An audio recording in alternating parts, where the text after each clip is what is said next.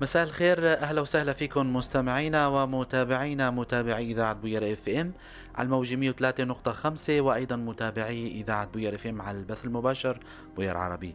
مساء الخير، اهلا وسهلا فيكم بحلقه جديده من برنامج صحتك بالدنيا. رح كون انا معكم عماد خلف من وراء الميكروفون، وزملائي بالكنترول شيرين ولافا. ضيفي بالاستديو الدكتور الاخصائي بالامراض الهضميه والامراض الداخليه الدكتور اكرم خليل. اسمحوا لي ارحب بضيفي. اهلا وسهلا فيك دكتور. أهلا وسهلا فيكم. شكرا لاستضافتكم. شكرا لك دكتور.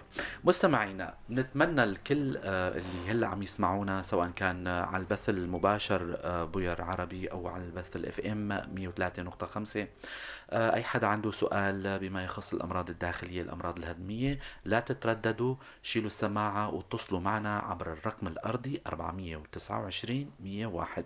فيكم تنضموا لنا ايضا عبر الواتساب 093 82 80 81 4. مستمعينا يلي برات البلد او مشاهدينا اللي عم يشاهدونا عبر البث المباشر بوير عربي، باي رساله فيكم تكتبوها على البث المباشر رح نرد على جوابكم او سؤالكم مباشره. طبعا اليوم رح نحكي عن مجموعه من الامراض الشائعه او الاشيع، الحالات اللي عم تراجع العيادات الداخليه او الهضميه. كثير من الاسئله رح نطرحها على ضيفنا الدكتور اكرم خليل. مثل ما ذكرنا انه باب السؤال رح يكون مفتوح من هلا لنهايه الحلقه. بدايه باعتبار اختصاص طبيبنا هو داخليه وهضميه، جائحة الكورونا دكتور، يعني خلينا نبلش ببداية حلقتنا. وأمراض جهاز الهضم، لاحظنا بالعام الماضي أنه كانت التظاهرات الهضمية اللي ظهرت على أمراض أو مرضى اللي انصابوا بكورونا. لو تحكي لنا عنها. نعم، فيروس الكورونا هو فيروس يصيب الطرق التنفسية العليا بالأكثرية، وينزل للرئة تساوي التهابات الرئة. بس له تظاهرات هضمية كثيرة، ممكن تساوي ألم بالمعدة، ممكن تساوي غثيان، إقياءات، نقص شهية، آلام عضلية. هي كلها كمان تظاهرات هضمية. حتى نقص الشهية شديد، يجي المريض ما يأكل بالمرة، يعني مستحيل يأكل، يضطر نعطيه سيرومات وحقن وريدية ومنشطات لحتى يقدر يتحمل هالمرض هذا. تماما دكتور. كثير من الناس هل عم يسألوا انه يا ترى هل الفيروس هذا عم يصيب الرئة؟ طيب ليش يعني العقابيل اللي عم تظهر، ليش الجهاز الهضم كمان بيأثر عليه؟ يا ترى هو كمان بينزل على مثل ما بالعامية عم يحكوا الناس، هو الجسم مترابط مع بعضه البعض. أي آفة إنتانية بأي منطقة من الجسم ممكن يأثر على كل الأجهزة بما فيهم الجهاز الهضمي. يعني مثلا فيروس التهاب الكبد بيساوي كمان تظاهرات هضمية، بيساوي آلام بطنية، بيساوي ألم منطقة المراق الأيمن، بيساوي غثيان، إقياءات. كمان هذا فيروس مثل أي فيروس آخر يصيب الجهاز الهضمي. تماما. إلا تظاهرات هاي يأثر على مركز الشهية بالدماغ، يساوي آلام عضلية مثلا، يساوي نقص شهية، غثيان، إقياءات.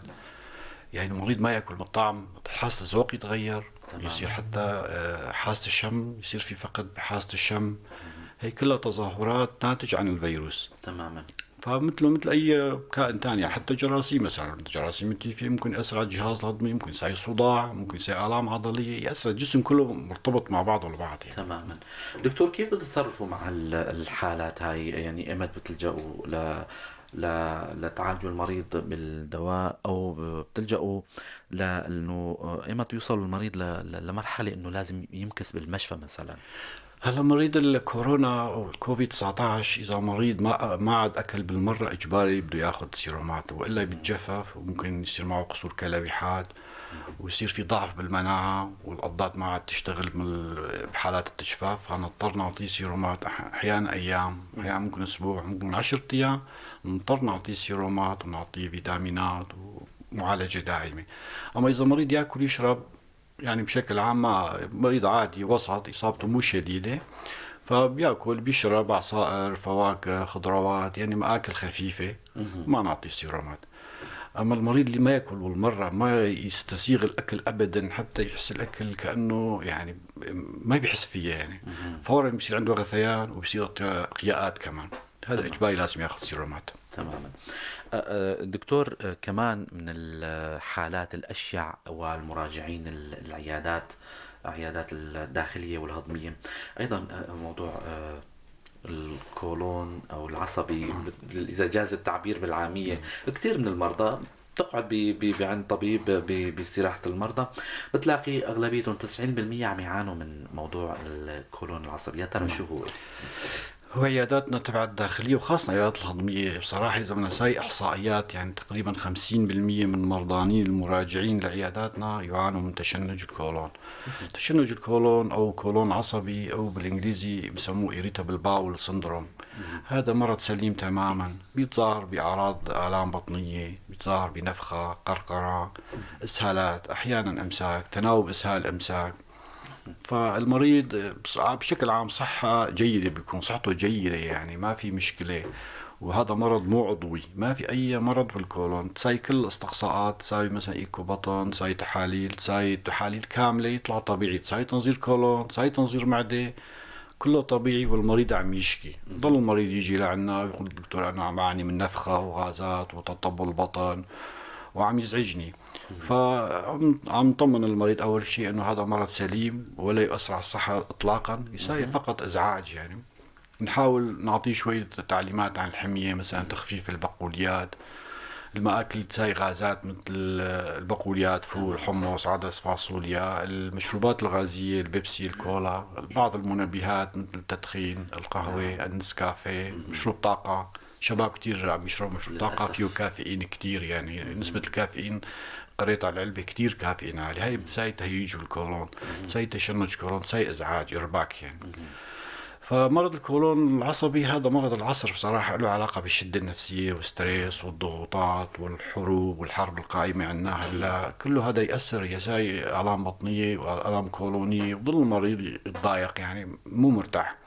أحيانا نضطر نعطيه مهدئات عصبية، مضادات كآبة، مضادات قلق، بنعطي أحيانا مضادات تشنج لتخفيف أعراض المريض. بشكل عام نطمن المريض دائما انه انت تشنج كولون عصبي، اهم شيء 50 ل 70% 90% من العلاج الراحة النفسية. تمام. واهمال المرض شوي يعني، وطبعا تمام. اتباع الحمية وبعض الادوية. أكيد. رح ذكر مستمعينا للي عم يسمعونا، أي حدا حابب يسأل أي سؤال بما يخص الأمراض الهضمية والداخلية، دكتور أكرم خليل ضيفنا بالاستديو باستديو إذاعة بوير اف ام. 429 101 هو رقمنا الأرضي، فيكم تتصلوا معنا أيضا عبر الواتساب 093 82 80 81 4.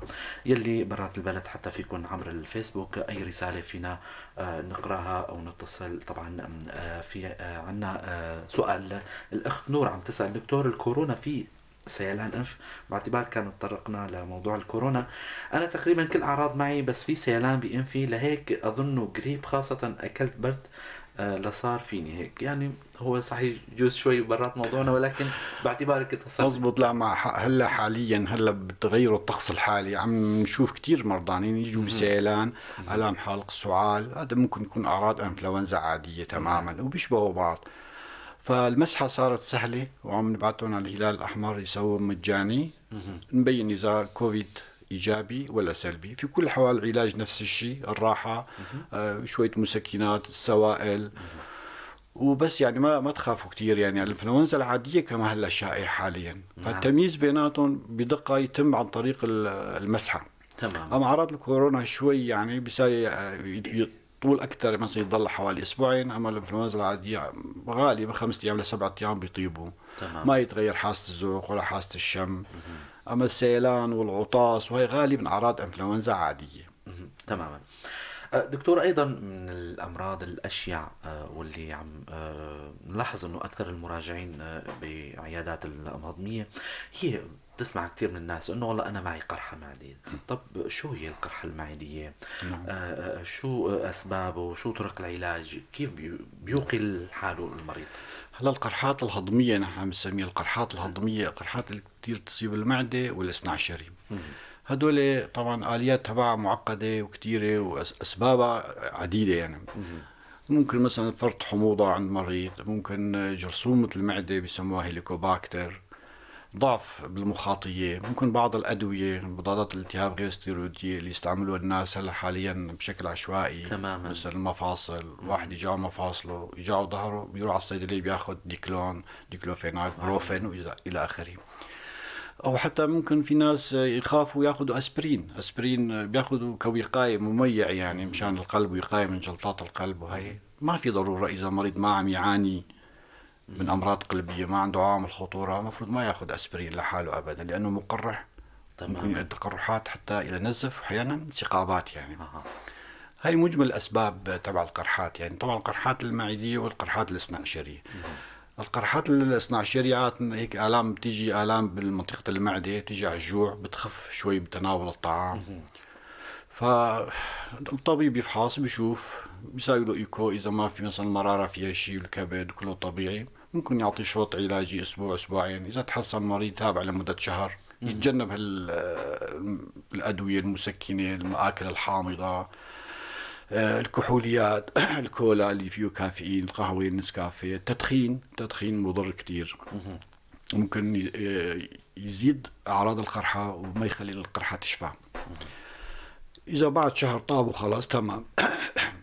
إذا ضل عم يشكي وبعد فترة رجع نكس الأعراض مفروض يراجع الطبيب الهضمية. الطبيب الهضمية وقتها يضطر يساوي تنظير هضمي علوي تماما. تيأكد انه في قرحة بالمعدة او الاثناش. طبعا قرحات المعدية غير قرحات المعدية، ممكن قرحات دوائية كمان، ممكن قرحات سليمة، بس دائما قرحات المعدة نضطر نراقبها، نساوي تنظير، احيانا نضطر ناخذ خزعات منها لانه احيانا قرحات المعدة ممكن تكون ما هي كويسة يعني. اما قرحات الاثناش غالبا تكون سليمة وبتشفى خلال 4 إلى 8 أسابيع.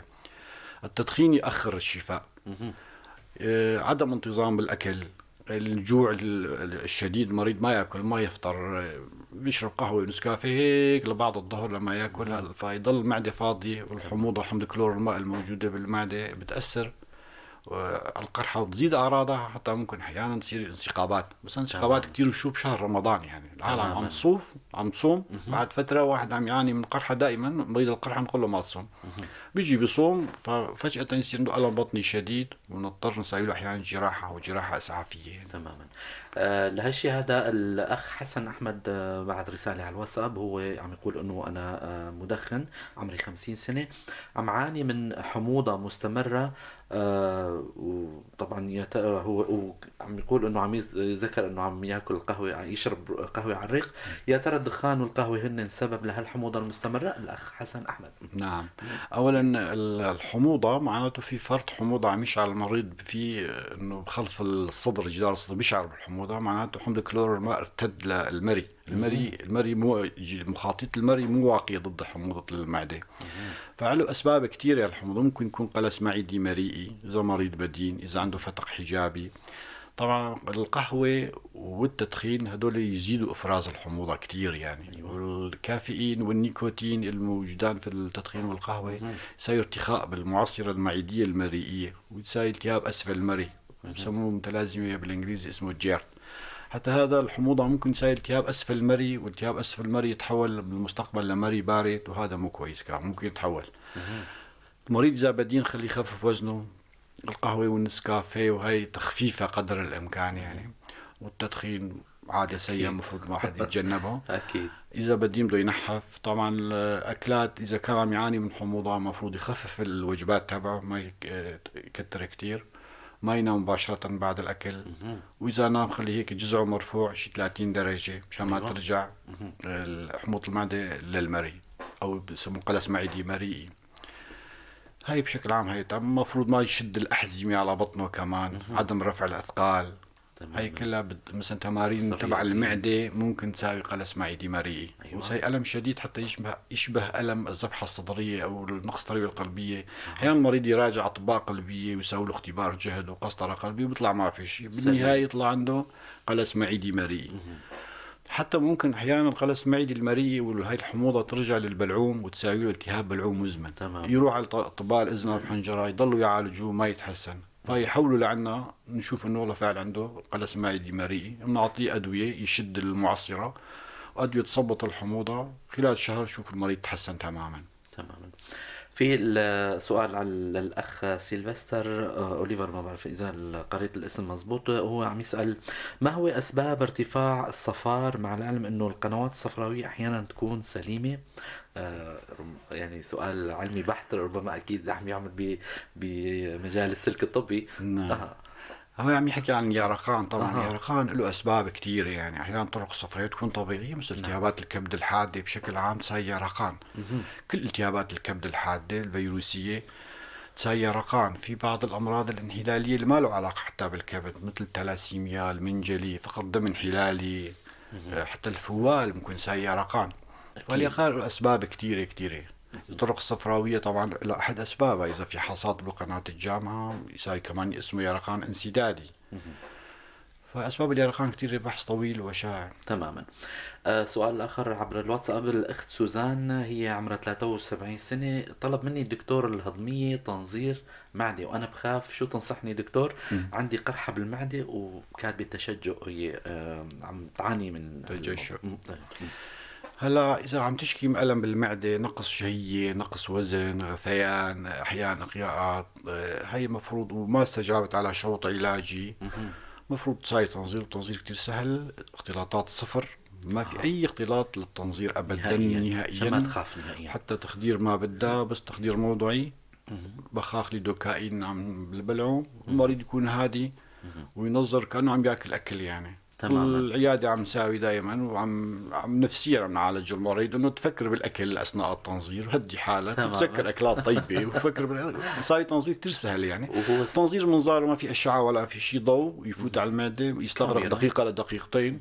في كاميرا وفي شبر اوبتيك، يعني نوعين من المناظير يبين ايش في بالمعده، اذا قرحه، اذا التهاب، يعني تيبين كل شيء. والمفروض تساوي يعني إجراء روتيني اجراء واستقصاء روتيني يعني. وسهل كتير، وما في اي اختلاطات، ما في اي مشاكل من وراها. تماما. هاي كمان يعني مشان مستمعينا اللي بينطلب منهم احيانا كثير الطبيب يطلب منهم اجراءات، المريض ما بيكون متعاون، فحقيقة التشخيص بيكون ناقص يعني. نعم. فهالاجراء هذا يعني سهل كثير وما تخافوا منه يعني. حابب اذكر مستمعينا اللي عم يسمعونا هلا عبر الموجة 103.5، انتم عم تسمعوا برنامج صحتك بالدنيا، ضيفنا الدكتور اكرم خليل، اخصائي بالامراض الهضمية، موجود بالاستديو. حتى تسألوا عبر الرقم الأرضي 429 101. فيكن عبر الواتساب أي رسالة تبعتوها رح نطرح سؤالكم على الدكتور. الواتساب 093 82 80 81 4. البث المباشر يلي برات البلد فيكن تكتبوا أي رسالة فورا رح نجيب على السؤال الدكتور أكرم خليل، أخصائي بأمراض الهضمية. شكرا للإجابة. عم يشكرنا الأخ سيلفستر، ما بعرف إذا قريت الاسم مزبوط. دكتور أيضا حكينا عن موضوع الحموضة، وأحد المستمعين كان سؤاله وبتمنى أنه كان استفيد. الفيروسات المعوية دكتور، في هيك شيء بنسمع كثير من مرات أنه راجع شخص أو طبيب هضمية وقال له أنه في معك فيروسات بالمعدة أو فيروسات المعوية، شو بتحكي لنا عنها دكتور؟ نعم، فيروسات المعوية كمان شائعة. فيروسات سايعة، التهاب معدة وأمعاء حاد، ممكن ساي إقياءات، ساي إسهالات، ساي آلام بطنية، ساي حرارة. ويصيب كتير الأطفال أكثر شيء، وحتى ممكن الكبار. هذول معالجة عرضية بسيطة، أها. شوية سيرومات، حمية 24 ل 48 ساعة بيتحسنوا. ما في خوف أبدا من الفيروسات المعوية. علاج طبيعي. أهم شيء خاصة عند الأطفال إنه ما يتجففوا، ما يتعرضوا للتجفاف. حتى عند الكبار كمان نضطر أحيانا نريح الجهاز الهضمي من الطعام، نعطي 24 ساعة سيرومات، وبيتحسنوا معظم المرضانين. ما في خوف كتير من الفيروسات المعوية. تماما. الأخ ديار سليم، عندي ابني عم يعاني من عسر هضم حسب ما قال الدكتور، طفله عمره 4 سنين، شو العلاج برأيكم دكتور؟ عسر الهضم. بس الهضم عند الأطفال ما نعرف، بس لازم مفروض يفحصوا طبيب أطفال يشوف إذا في شيء ولا لا. عنده مثلا نفخة، عنده سالات، عنده تطبل بطن، عنده شيء، تماما. سوي إيكو بطن. مهم.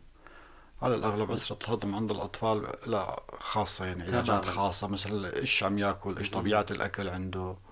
عم ياكل مثلا، عم يشرب كولا كتير، عم يشرب تماما. ماء غازي، عم يشرب الأكلات اللي الأكلات الجاهزة اللي معظمها فيها توابل وحفظها سيء، ويعانوا كثير. وفعلا مرضانين. هاي سؤال كويس إنه مرضانين أطفال خاصة بيجوا هاي نصيحة بياكلوا للآباء. بطاطا مثلا موجودة بالدكاكين، وهي لا تخزين سيء، بياكلوا بيتعرضوا لتسمم شديد، يصير اسهالات، آلام تتعرض بطنية، للشمس. إقياءات، يتعرضوا للشمس.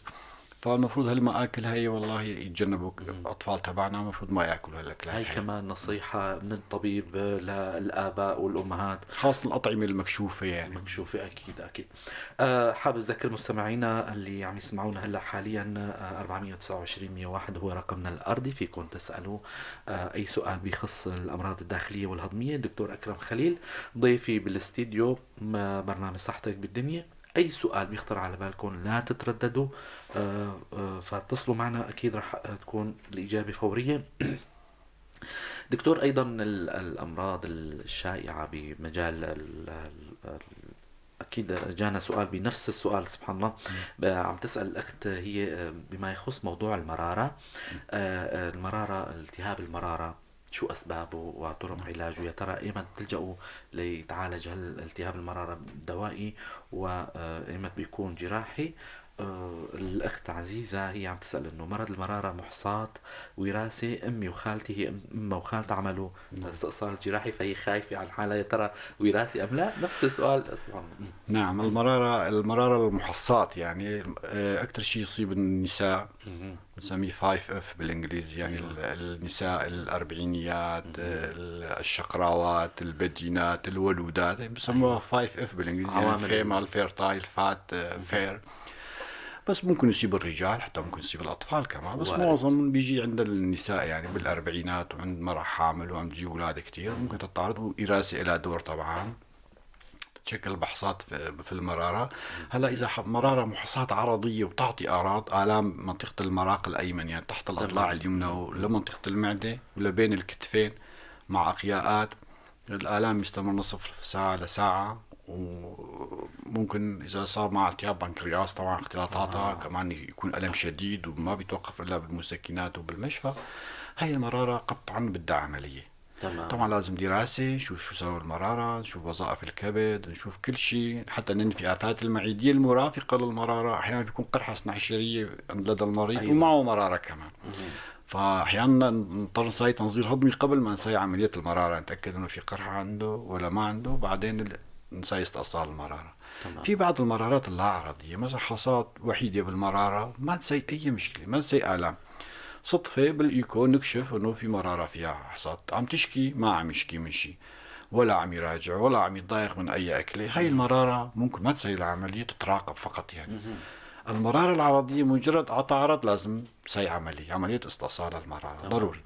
أما المرارات اللي تترافق بالتهاب، مثلا مرارة محصات وفيها التهاب حاد خلال 72 ساعة ممكن تسوي عملية ولو في التهاب كمان. أما إذا تجاوز 72 ساعة فالمفروض يتعالج تقريبا شهر ونص لشهرين ليطيب المرارة، يتحسن الالتهاب، بعدين نلجأ لعمل جراحي استئصال المرارة.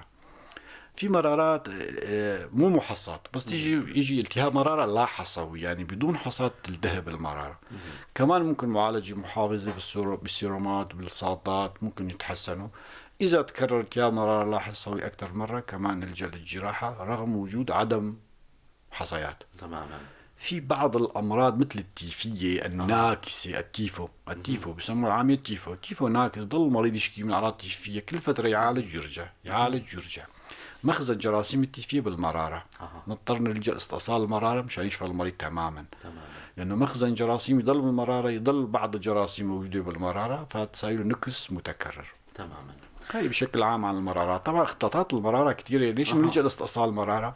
يعني ممكن أحد اختلاطاتها التهاب البنكرياس الحاد، وهذا التهاب بنكرياس حاد أحيانا مرض خطير، يعني ممكن يسوي له التهاب بنكرياس صاعقة حتى قد يكون مميت يعني. طبعا وله اختلاطات كثيرة، لذلك يجب استئصال المرارة التي تعطي أعراض. تمام. أما مريض عمره 70 سنة 80 سنة مرارة صدفة كشفناها وما عندها مشكلة، نراقب فقط. تمام. الأخ حميد أحمد إذا قرأت اسمك مزبوط، يسعد مساكم، شو دواء تشنج الكولون اللي كويس نحن بأوروبا؟ أهلا وسهلا فيك أخي. ما بعرف يعني لو توسع السؤال أكتر، أو إذا حابب دكتور يجاوب على سؤالك. عم يسأل دواء لتشنج الكولون. والله شوف، تشنج الكولون في كتير أدوية مضادات تشنج الكولون، فكل مريض بيستجيب على دواء معين. يعني نحن هون منطقتنا بسوريا عم نستعمل كتير ميبيفيرين. عندكم موجود بألمانيا مضاد تشنج، واحيانا نضطر نعطي سيميتيكون كهيك ماصل الغازات كمان يخفف. اذا عرضه شديد ويترافق مع قلق توتر نفسي ممكن نعطي مضادات قلق، حتى مضادات كآبة كمان يستجيبوا علاج. يعني كل مريض علاجه شكل، يعني ما في دواء محدد هيك لكل مريض يعني. تماما. دكتور، باعتبارنا يعني وصلنا لنقطة هي مهمة كتير، موضوع التشخيص والسوشيال ميديا والإنترنت صار متوفر كتير عند الناس، فكتير من الناس بيفوتوا بأخطاء كتيرة، إنه يفوتوا على الإنترنت وبيبحثوا عن مرض معين ما وأعراض معينة عم تصير معهم، بيشخصوا مرضهم وبياخدوا الدواء، مثل يعني الحالات اللي كتير اللي يعني انتشرت. يا ترى شو بتحكوا عن هالموضوع هذا، انه موضوع اللجوء للانترنت والتشخيص عبر الانترنت وعدم اللجوء للطبيب؟ بصراحة الطب واسع كتير، ونحن درسنا أنا اختصاص طب عام 6 سنوات و6 سنوات داخلية وهضمية 12 سنة. الطب واسع كتير، يعني صعب توصل التشخيص، يعني بدها خبرة كتيرة. فالمريض ما مو دارس طب ولا شيء بيبحث بيقول أنا مثلا عندي تغوط دم، بيحطها على الصفحة تبع الانترنت، بيقول له والله يحط لك الانترنت تشخيص تفريقي تبع واحد منه مثلا والله سرطان كولون، فاعطيه تمام. الطبقة. طبعا ممكن يكون معه بواسير فقط، يعني شغلة بسيطة. تمام. لا يخاف، في كتير ناس يعطوا أعراضهم لهي البرامج تبع الانترنت ويسيبون هلع وخوف وقلق ويراجعونا ودكتور مشان الله وأنا قريت بالانترنت وهاي أنا كبيت دم معناته معي سرطان كولون. تماما. طيب أنا أفحصه كذا وطلع معه شوية بواسير، يعني ما في شيء يعني شغلة. لذلك اللجوء للانترنت أنا يعني كتير لازم يكون بحذر. تمام. بحذر كتير، يعني مو كل مريض يقدر يشخص حاله عن طريق الانترنت، والا ما كان في داعي لنا يعني وللاطباء وللعيادات ولا كل شيء يعني. شيء اكيد هالشيء هذا. يعني نعم. كمان نحن حابين اي نقطة او ملاحظة تكون يعني نسلط الضوء عليه ونوعي مستمعينا وجمهورنا للي عم يتابعونا انه في كتير امور، يعني مشان ما نفوت بمتاهات. فعبر منبر بوير دائما بنحكي موضوع التوعية هو مهم جدا عنا. الدكتور، يعني وصلنا تقريبا لنهاية حلقتنا. حابب ذكر مستمعينا للي لسه حابب ينضموا لنا، 429 101 هو رقمنا الأرضي. عبر البث المباشر فيكم أي رسالة تكتبوها رح نطرح سؤالكم على الدكتور أكرم خليل، أخصائي بالأمراض الهضمية. أيضا عبر الواتساب وصلتنا كتير رسائل وجاوبنا عليها أكيد الأخوة اللي بعتوها. 093 82 80 81 4 فيكن عبر أي رسالة رح نجاوب على سؤالكم. دكتور، نختم حلقتنا دائما بمجموعة من النصائح للمرضى للي عم يلجأوا للصيدليات بدون اللجوء للدكتور. مثل ما ذكرتم مضادات الالتهاب الغير ستيرويدية اللي عم ياخدوها بتؤدي لكذا أمور. بيلجأوا للإنترنت للي يعني في كتير أمور. حابب مجموعة من النصائح لمرضاكم، لمرضى الهضمية. والله سؤال كتير مهم وعم نعاني منه بهالشغلة كتير. يعني المريض بيجي مثلا عنده يرقان، شوف التهاب كبد، نشخص له التهاب كبد وبيلجأ للطب العربي، بيروح بيخدشوا له الأذن بهالشفرة، ممكن هالشفرة يساوي له مشاكل تانية خطيرة. بيعطوا أعشاب أحيانا، بيتناولوا أدوية خطيرة أحيانا تكون. يعني أنا مريض مرة استدعوني، كان مريض عنده مشكلة كبدية، عنده يرقان، فأعطوه عشبة اسمها بالكردي عندنا بطريشوك. تماما. فمن وراء البطريشوك دخل بسبات كبدي. فرحنا شفنا كان عنده يعني حالة يرثى لها، يعني يدل تقريبا شي شهر حتى هيك تحسن وطلع من هالسبات تبعه. بياخذ راس صيدلية، والله أنا راسي بيوجعني، بياخذ حب هاي البنت تحط على راسها الريليف، هي فيه مجموعة أدوية مو مرخصة حتى من وزارة الصحة. تساوي له آلام معدية، أحيانا ممكن تساوي انسحابات، وكتير مرضى شفنا انسحابات من وراء المسكنات، البروفين والديكلوفيناك، المريض لحاله ياخذ بدون استشارة طبيب، بدون ما يقول أنا مثلا عندي مشكلة معدية. فالمسكنات من الصيدليات، وأنا أنصح زملائي الصيادلة كمان قدر الإمكان وإنه ما يعطوا هيك أدوية للمرضانين. بياخذوا ديكساميتازون للسمنة للتسمين مثلا. كتير مرضانين يجوا شوف أنا هيك سمين، يعني ليش سمين؟ بنستجوا يطلعوا والله عم ياخذ ديكساميت. ليش عم تاخذ ديكساميت؟ مشان يسمن. ما في شي دواء اسمه للتسمين. المريض طبيعته بيجي خلاص هذا هو، ما في دواء إلا إذا يكون في سبب مرضي نعالج المرض فيتحسن المريض، يتحسن وزنه. الأدوية الثانية الأعشاب، كان في كمان مريضة تأذت كتير من وراء الأعشاب، في أدوية لشركاتها ولا بروباغندا تبعها أكيد. بالتلفزيونات، وأخذت دواء وتأذت منها كتير، وأنا نشرتها على الفيسبوك وقتها من شي سنتين ثلاثة كمان. أعشاب غير معروف شو تركيبتها، بيعطوها والله الدكتور ما بعرف شو، وبيعطوا المريض بيسمن، بيوس حاطين فيها مثلا مواد كورتيزونية، ستيرويدات ضمن الأعشاب هي. يعني هيك أخطاء مفروض العالم توعت، وفي أطباء وعندنا الطب بصراحة رخيص، والمعاينة ما كتير تكلف كتير، وفي مشافي مجانية، وفي مستوصفات مجانية. ونحن بالعيادة وذكرنا بالفيسبوك أي مريض ما عنده مصاري يجي على العيادة، أهلا وسهلا في، قل ما عندي، قل الممرضة بس يهتهمس بلاش نعالجه مو مشكلة، المهم بس ما يعالج حاله لحاله. تماما. يا أهلا وسهلا فيكن. شكرا كثير لكم دكتور على هالمعلومات القيمة والاستضافة الجميلة. على أمل نلقاكم بالأيام القادمة أكيد بحلقات ومواضيع أهم. شكرا لمتابعتكم مستمعينا ومتابعينا متابعي إذاعة بوير اف ام. كنت معكم أنا عماد خلف وزملائي شيرين ولافا من وراء الكنترول. ننتظركم الأسبوع القادم بحلقة جديدة وضيف جديد. بتأمل تكونوا بخير وسلامة.